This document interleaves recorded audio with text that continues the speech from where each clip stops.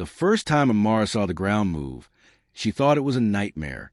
But then she heard it, the sound of fingers dragging through dirt. Not thunder, not rain. A scrape, a claw, a groan. She stood frozen in her lunar robes, the wind pushing her hair back as the soil cracked open just beyond the sacred stones. And then a hand reached through the dirt. Not a fresh hand, pale, cold, shaking. "Kade," she whispered before her legs gave out. But it wasn't the same man.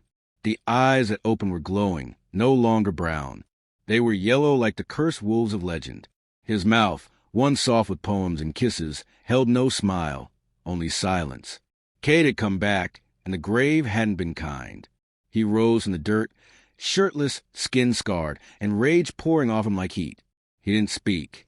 He only looked at her, and then past her, to the pack house lights behind them. Amara could hear the drums of the Alpha ceremony still playing. Her mate, the one who buried her heart 3 years ago, still celebrated under the stars. Kade took one shaky step forward, and the earth split behind him. 3 years earlier, the moon had been full. The pack had gathered for the bonding ceremony, a rare moment where fate mated two wolves in sacred light. Amara stood barefoot, the silver dress wrapped tight around her waist, her fingers interlocked with Kade's. He was quiet, like always, loyal, sweet, but there was something burning in his eyes that night, the kind of fire that said, "I would die for you." And Amara believed him. She felt safe, like the world could crash and he'd still shield her. But just as the elder raised his hand to bless their bond, a murmur rippled through the crowd. The Alpha stepped forward, his face unreadable. "Beta Kade," he said, voice heavy, "you are accused of betrayal." The crowd gasped. Amara blinked. "No trial," the Alpha continued. "Only fate. And fate does not protect traitors." Guards rushed in. Kade didn't fight. He only looked at Amara once, eyes wide, confused, and then he was dragged away.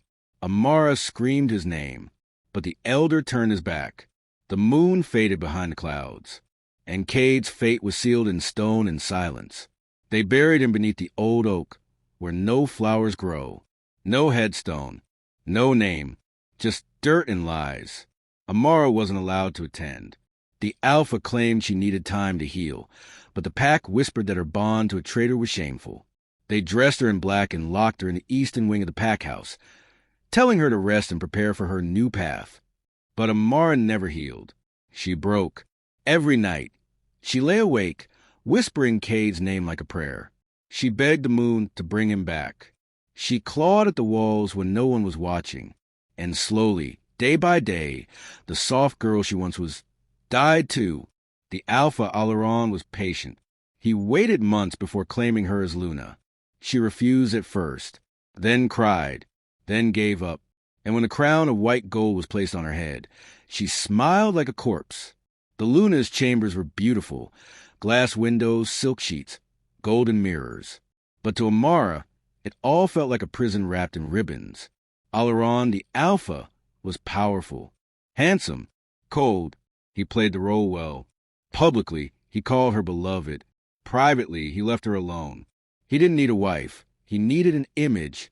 And Amara, shattered and silent, was the perfect mask. The pack grew to adore her. She led ceremonies, healed the young, and smiled in portraits. But behind her door, she kept a hidden drawer. Inside, a sketch of Kade's face, stained with tears. 3 years passed. She counted every moon, every winter, every lie. She thought maybe he died hating her. Maybe he thought she chose to live. But she hadn't. She only survived. And survival is not the same as living. On the 3rd year, during the winter solstice hunt, the earth trembled. Amara was deep in the forest with the younglings, teaching them to track deer when the vibration hit. A low rumble passed through the soil, shaking the roots, snapping a branch from above. The children screamed. Wolves howled. The sky darkened though there were no clouds. The elders dismissed it. Shifting grounds, they said. Frozen earth, they claimed. But Amara felt it in her chest, like a heartbeat rising from below. That night, she returned to the old oak, the place no one ever went. The moon was high. The wind was sharp. and there in the dirt was a single crack stretching across the roots. She fell to her knees and placed her hand on the soil. "Kade," she whispered, "if you're there, I'm still yours." Cade's body had changed. Buried for 3 years, something ancient had awoken in him. The cold, the dark, the hunger. It shaped him. He didn't remember much at first, only flashes.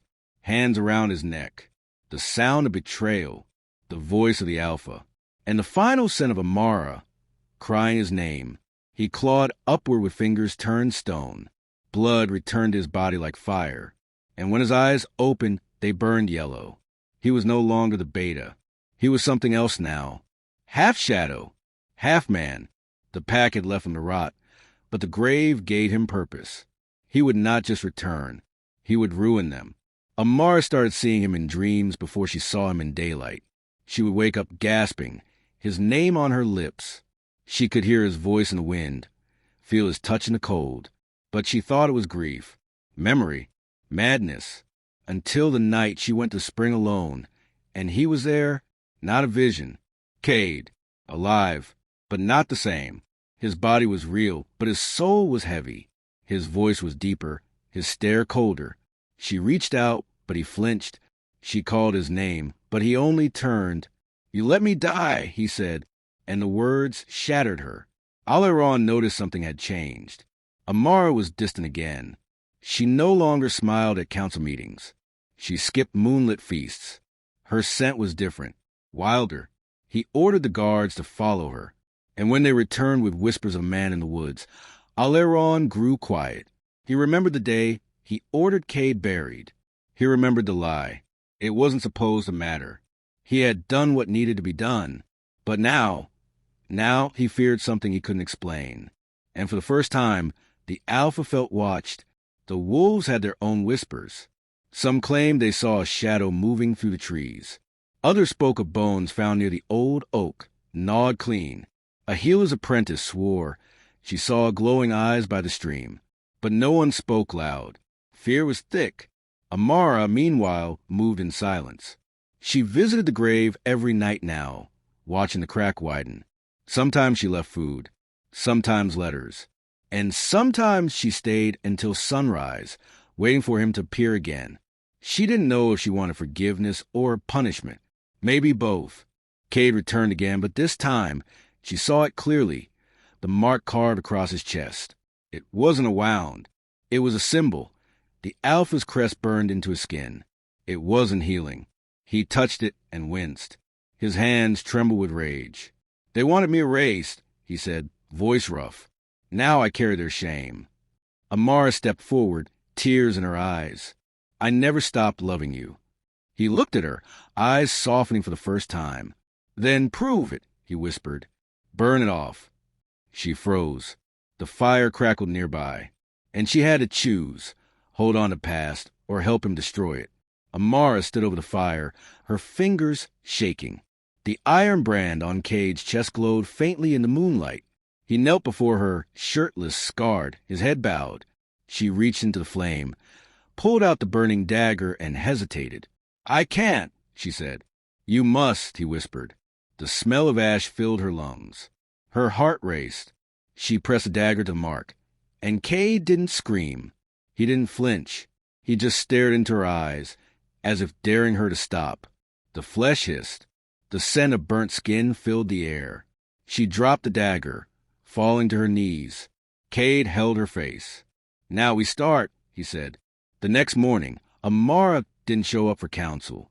Alaron sent for her twice. She ignored him. When he finally found her in the garden, her fingers were covered in bandages. She said she fell into the fireplace. He didn't believe her. "You've changed," Alaron said. "What are you hiding?" "Truth," she replied. "Something you never gave me." Alaron's jaw tightened. His wolf stirred beneath the skin. "I saved you. You buried him." The words were soft, but they struck like claws. He didn't say another word. But from that moment, Amara knew. He suspected everything. Kade had not been alone in the grave. He told her stories of whispers in the dark. Old wolves who spoke in riddles, shadows that gave him strength. They were legends once forgotten, Banished wolves, spirits of betrayal. And now they lived inside him. He wasn't just back. He was part of something ancient. And that something wanted revenge. They gave me power, he said. But it comes with a price. Amara held his hand. What price? He didn't answer. But his eyes turned gold again. That night, Kade kissed her. It wasn't soft. It wasn't slow. It was fire and sorrow and years of pain pulled into one breath. Amara trembled beneath his touch. His scent overwhelmed her. She kissed him back like she was dying. But when he pulled away, he looked at her neck. Let me mark you, he whispered. Let the bond return.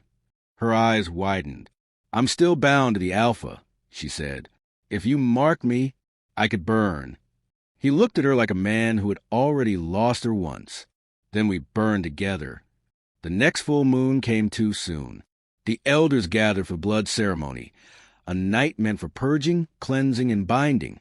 But beneath the rituals, wolves whispered of storms to come. Amara stood beside Alaron, wearing her Luna crown, but her fingers twitched with memory.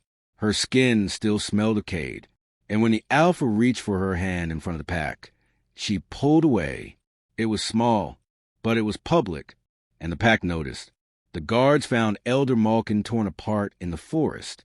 His body was broken, throat ripped, chest clawed open, but there was no blood. Only a single word carved into the tree beside him. Liar. Alaron doubled the guards. He closed the borders. He questioned everyone. But Amara knew who it was. Kade had begun, and the dead were only the beginning. Kade returned again that night. He was quiet, watching her from the shadows like he didn't know how to step close anymore. She touched his arm and whispered, You killed him. I did. He raised us. He lied. Amara didn't cry. She only nodded. And then she kissed him again, not like fire this time, but like ash. Slow, heavy, final. Because part of her knew the boy she loved was now the weapon her heart created. Days passed. Amara started getting weaker. Her chest burned at night. Her skin felt hot. Her dreams were filled with wolves howling and fire chasing her down. Kade's bite was taking hold. It shouldn't be possible. Bonded mates could not take a second mark. Unless fate itself was breaking. Unless something ancient was being rewritten. Amara begged the moon for answers. But only silence answered, and the glow on her skin began to pulse. Amara snuck into the elder's vault that night. She found scrolls older than the pack itself. Warnings. Myths. Old rituals never spoken aloud. One scroll spoke of a grave wolf, a creature born of betrayal, resurrected by love, cursed by vengeance. It told of a bond strong enough to override death. But the final line chilled her. If two bonds fight inside the same soul, one will devour the other. She touched her neck and knew something was going to break, inside her or in Kade, or both.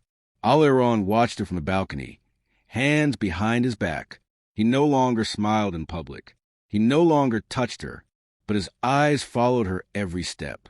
He ordered 2 guards to follow her, silently, like shadows. He told the healer to test her blood in secret. And when the healer returned, shaking, holding a vial that glowed faint yellow, Alaron smiled for the first time in weeks. She's marked, he said softly, but not by me. Alaron summoned the trackers. Kade is alive, he said. He walks my forest, my pack. He didn't yell. He didn't snarl. He whispered it like a death sentence. The warriors nodded. 4 wolves were sent that night. Silent, skilled. They knew every tree, every scent. And their orders were clear. Bring Kade back, dead or dying. But Kade wasn't running anymore. He was waiting. The trackers never returned. Their bodies were found strung in a circle near the old oak, jaws broken, eyes burned gold. Each one bore a single claw marked down their chest. The message was clear. Kade wasn't hiding. He was claiming the land, claiming the vengeance. And now, claiming the Luna. Amara collapsed during a morning ritual. Her eyes rolled back. Her skin burned like fire. The pack healer rushed her side, but nothing they did worked. The mark on her neck glowed brighter than ever. It pulsed. It called to someone.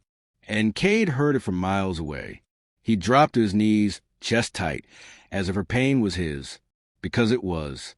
They were bound again in soul and blood, and that bond was eating the old one alive. Amara woke before dawn. The guards outside her door were gone. Reassigned by Alaron, too much trust, not enough fear. She wrapped her cloak tight, snuck through the servant wing, and disappeared into the forest. Every step felt like pulling away from a chain.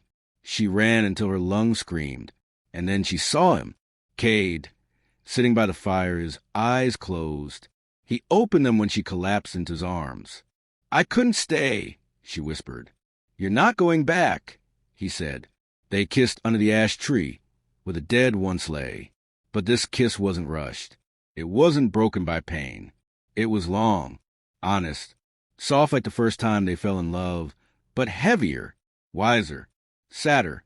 Kade pressed his forehead to hers. "You're still mine." "And I always was," she whispered back. For a moment, they were just two wolves in the woods, not haunted by the grave, not hunted by a king. But the peace wouldn't last. The moon oath was sacred. No alpha was allowed to harm their Luna unless she betrayed the pack in public. But Alaron didn't care anymore. He called a secret meeting with the council, laid out his proof. The healer's report, the missing guards, the broken bond. "She's consorting with a traitor," he growled. "We must act." Not everyone agreed, but no one stopped him. Alaron gave the order. Bring her back, chained, or bring her back bleeding. Not everyone had forgotten Kade. A few old warriors, those who once served with him, started to speak. They remembered his loyalty, his calm, his courage, and they started asking questions. Why was there never a trial? Why was the evidence sealed? Why did the Alpha story change? A spark of doubt crept through the pack, and doubt spreads faster than truth. That night, the wind howled louder than ever. Wolves huddled in their dens. Children cried. Something in the forest screamed, not animal, not man. The trees bent, the skies darkened, and in the heart of it, Kade stood before the old oak where they buried him. Amara stood beside him, hand in his. He raised his voice to the sky. "This land tried to kill me." He turned to her. "Now I'll make it remember me." They didn't sneak in. They walked, Kade and Amara, hand in hand, across the border of the Packlands, through the market square, through the howling wolves. The guards froze. The people stared. Kade's chest was bare. His scar glowed in the moonlight, his eyes golden, wild. Amara wore no crown, only her own fury. They made it all the way to the gates of the council hall before the horns blew, and Alaron stepped out, sword in hand. 3 years of silence ended in one roar. Alaron shifted midair, lunging at Kade with teeth bared. Kade didn't move. He caught him mid-leap, slammed him into ground, and roared so loud the trees shook. "I was your beta," Kade growled. "I gave you everything." "You were weak," Alaron spat. They fought under the moon, claws ripping, bones snapping. Amara screamed for them to stop, but neither listened, because this wasn't about power anymore. This was about love, and love, betrayed, is the sharpest weapon of all. Kade had never fought like this before. He didn't just strike Alaron. He fought with grief, with love lost, with years buried beneath soil and lies. Alaron was faster, but Kade was relentless. Each blow came with memory. Each roar carried pain. The crowd circled. The pack watched in silence. No one dared intervene. Amara stood between them, hands shaking, torn by the two wolves who had shaped her life. One had loved her in silence. The other had held her in chains. But only one had died for her. And now he was fighting like death didn't finish the job. The ground ran red. Alaron stumbled back, blood dripping from his side. Kade stood panting, chest rising and falling, his claws soaked. The pack expected a kill. But Kade stepped back. "I didn't come to destroy," he said. "I came to reveal." He turned to the crowd, eyes burning. "You were lied to. I was loyal. I was buried without trial. Your alpha betrayed me, and all of you." A silence fell, and then from the back of the crowd, an old voice spoke. I believe him. It was elder run, and everything began to change. The council had no choice. With so many watching, they called a public hearing. It had been decades since the last one, but the weight of Kade's words demanded it. Amara stood as witness. She told everything, from the bonding ceremony to the night. She saw his hand break through the soil. Her voice never cracked. Her tears were silent. Alaron didn't speak much. He denied nothing. He stared straight ahead, jaw tight, eyes cold. But when asked for the original evidence against Kade, no one could find it, because it never existed. The verdict came fast. The council removed Alaron's title. The elder seal was burned. He was stripped of alpha rights. Amara stepped forward. She removed her Luna crown and laid it at the elder's feet. I wore it under lies, she said. Let me lead by truth now, not by force. The elder nodded. For now, the pact belongs to none. Until we heal. Alaron didn't fight. He didn't beg. He only looked at Amara once. And for the first time in 3 years, she saw regret. But it was far too late. Kade didn't stay. After the trial, he disappeared into the woods again. Amara followed him, begging him to return, to rebuild. But he shook his head. This place buried me. She touched his hand. Then let me build you something new. He turned to her slowly. Not yet, he whispered. Not until I bury what still follows me. She didn't understand then, but he felt something rising inside him, something the grave had left behind. At night, Kade began hearing whispers again. They came from the trees, from the shadows, from his dreams. You're not finished, they said. One lies buried, but the real root still grows. He tried to shut them out, but they were part of him now. The ancient power that helped him rise had not left. It had only waited, and now it was hungry. Amara saw the change in his eyes, the way his hands trembled, the way he stopped sleeping. She feared she hadn't pulled him from the grave. She feared something else had. Amara woke with burns on her collarbone, not from fire, from magic. The mark Kade gave her had grown. It pulsed when he neared. It flared when he lost control. She visited the old healer, desperate for answers. You carry too many souls, the woman whispered. His grief, his rage, his power, and your own. Can I remove it? You could try. The healer paused. But love given freely never dies easy. Amara looked in the mirror that night and saw herself glowing. And behind her, in the reflection, a wolf's shadow stood watching. 3 young pack guards went missing near the graveyard edge. Their bodies were found the next day, torn, silent, eyes still open. No message this time, just fear. The elders grew quiet. Some blamed rogues. Others suspected curses. But Amara knew the truth. Kade was losing the line between man and wolf. And the wolf didn't remember mercy. Amara sat alone and wrote him a letter. It said everything she couldn't speak, that she loved him still, but feared him now, that she wanted him, but not like this, that if he let the grave win again, she'd lose him for good. She left a letter by the ash tree, hoping he'd find it, but when she returned the next day, it was gone, and so was Kade. The fire started at midnight. It tore through the eastern woods, hot and angry. Wolves howled as trees fell. Smoke painted the sky. In the flames, they saw a figure. A man, a wolf, a shadow. Some said it was Kade. Others said it was something worse, something wearing his shape.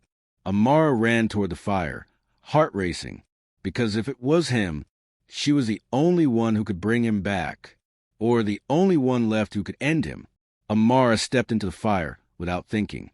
The forest burned around her, trees screaming, embers slicing her skin. But she didn't stop. In the center of it, she saw him, Kade, but not as she remembered. His body pulsed with gold light. His eyes weren't just glowing, they were blazing. The shadows wrapped around him like armor. His skin cracked where power leaked out. He didn't see her at first. But when he did, he growled. Amara, he said, but it sounded more like something else using his voice. And she knew. The thing that helped him rise was now taking him back. Stop, she shouted through the fire. Kade flinched. The wolf inside him snarled. But something in her voice reached him. She stepped closer, hands open, heart pounding. "You don't belong to them," she said. "You belong to me." He froze. Smoke swirled around him. His hands trembled. His eyes flickered, gold to brown, brown to gold. Amara raised her voice again. "I claimed you once." She took one more step. "I claim you again." Kade dropped to his knees, and the fire around them began to die. The forest was ash. Smoke hung low. Wolves coughed and wept. The elders gathered to assess the damage. Homes lost, lives shaken. But the fire hadn't spread far, and the ones who saw it whispered a name, Grave Wolf.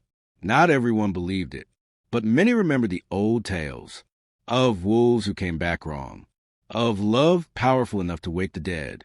And now they feared Amara too, because she had walked into flame and walked out untouched, holding his hand. Kade didn't speak for days. He stayed deep in the cave beyond the graveyard, wrapped in silence. Amara brought food, sat beside him, touched his shoulder, but he only stared at the wall. "I'm not safe," he said finally. "I keep hearing it. It wants me again." "What is it?" she whispered. "I don't know," he replied, "but it's old, and it's angry." She pressed her hand to his chest. "You're still in there," she said. "I can feel you." But he didn't answer. Back in the village, the pack held secret meetings. Amara heard them whisper through walls. "She's bonded to him again. She's bringing darkness. She should be removed." The council was split. Some still trusted her. Some feared her more than Kade. And one wanted power back. Alaron, stripped of title, humiliated in front of the pack. Now he watched in silence, rebuilding his strength in shadows.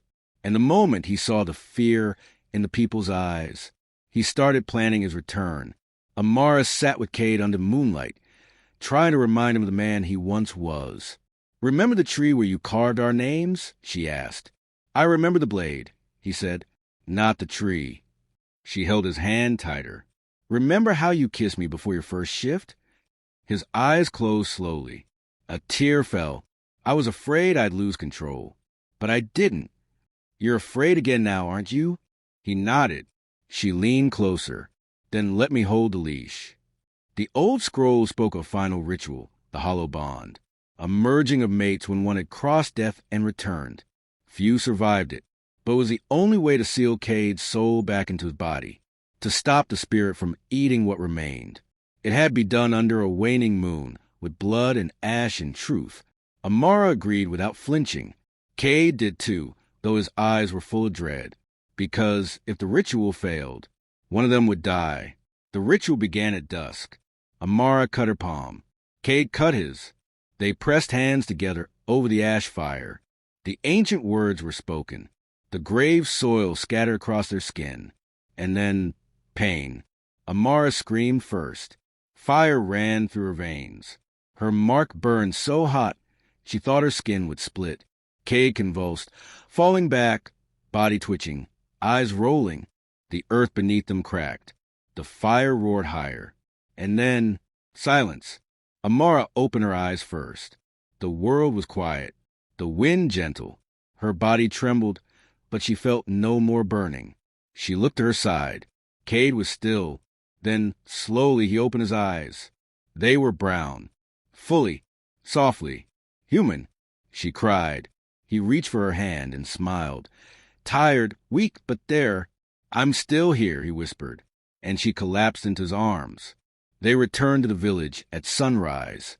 The pack was quiet as they entered. Some bowed. Some turned away. Some wept, but none spoke, until a voice came from the far gate. "Welcome home, traitors." Amara turned. Alaron stood in full armor, eyes burning, wolves flanking him. "I took back what was mine," he said. "The council is mine again. The people are afraid, and fear is stronger than love." He pointed at Kade. "Let's finish what we started." And Amara, without flinching, stepped between them. Amara stood between them. Alaron, full of fury, and Kade, still weak but standing tall. The pack gathered fast, drawn by the tension, by the history burning in the air. Oleron pointed. She's bonded to a threat. A wolf who should have stayed dead. Kade raised his head. And you're a coward who buries his problems. Gasps echoed through the crowd. The elder stepped forward. If you fight, it must be by moon law. No guards. No weapons. No Luna in between. Amara turned slowly. Then I will fight for him. And the crowd fell silent. Amara didn't shift. She picked up a blade. The same one Kade once gave her years ago, before their bonding was torn apart. Oleron laughed. You think I'll fight you? You'll fight someone, she said, stepping forward. And this time, the truth fights with me. She swung first. He barely blocked in time, and the fight began. Amara fought like she had nothing to lose. She cut across Oleron's chest, dodged his strikes, bled from her arm but didn't slow down. Every time he snarled, she answered with silence. The crowd watched in awe, their Luna no longer a symbol, but a storm. Kade didn't move. He stood at the edge, jaw clenched, trusting her. And when Oleron knocked to the ground, Kade stepped forward. But Amara raised her hand. No, she whispered. Let me finish him. Oleron grabbed her by the throat. I made you Luna, he growled. You forced me Luna, she choked out. And with her last breath, she drove the blade up into his ribs, straight through the chest. He gasped, eyes wide. He fell back, blood spilling across the stones. And the pack didn't cheer. They bowed their heads. Because a king had fallen, and a queen had risen. Kade rushed to her side. She dropped the blade, fell into him. He held her like the world was ending. You did it, he whispered. No, she replied. We did. Their marks pulsed as one. No more glow, no more fire, just warmth, steady and calm. And finally, peace. The council met at dawn. They named no Alpha. Instead, they offered Amara a new title, not Luna, not Queen, but Mother of the Hollow, a leader for broken wolves, for buried truths. She accepted. Kade stood beside her, not above, not below, but equal. They planted a tree at the old Oak's place, where Kade had once been buried, where they kissed, where they burned, where they rose. The tree grew fast, stronger than most, and it bloomed white flowers every year on the day he returned. They called it the grave blossom, and no one forgot its roots. Amara kept writing. Every month, she'd leave a letter at the old ash tree, sometimes to Kade, sometimes to herself, sometimes to the girl she used to be. I loved you then. I love you now. I love who we became, even through the fire. The moon always seemed brighter after she wrote, as if someone was still reading. Kade never asked for rank again. He didn't need it. He became the protector of the forest, the wolf who watched over the graves, the one cubs were told stories about, not to fear him, but to learn from him. Because sometimes the strongest wolves are the ones who came back when they shouldn't have, and stayed kind anyway. On the night of their final binding, Amara stood in the clearing wearing no crown, no silk, no jewels, just scars. Kade knelt before her, and she did the same. They pressed their foreheads together. Are you mine? He asked. I always was, she said. They kissed as the moon watched. Two broken wolves. Whole again. No longer haunted. Just home. They called it a legend. She called it love.